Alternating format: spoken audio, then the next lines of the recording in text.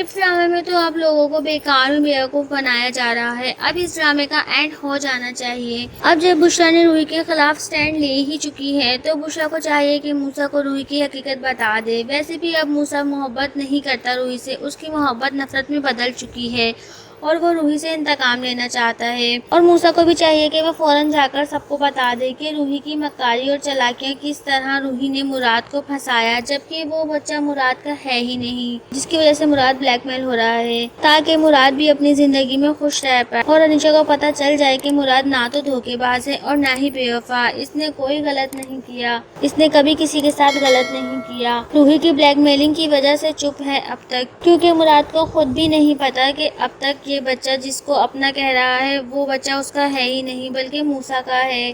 तो दोस्तों, कौन कौन इस ड्रामे से तंग आ चुका है, कौन कौन चाहता है कि इस ड्रामे का एंड हो जाना चाहिए, कमेंट करके हमें बताएं। अगर वीडियो अच्छी लगे तो वीडियो को लाइक करें, अगर चैनल पे नए हैं तो चैनल को सब्सक्राइब करना मत भूलिएगा, साथ ही बेल आइकन को भी प्रेस कर दीजिएगा ताकि हमारी हर नई आने वाली वीडियो का नोटिफिकेशन आप तक पहुँच सके। शुक्रिया।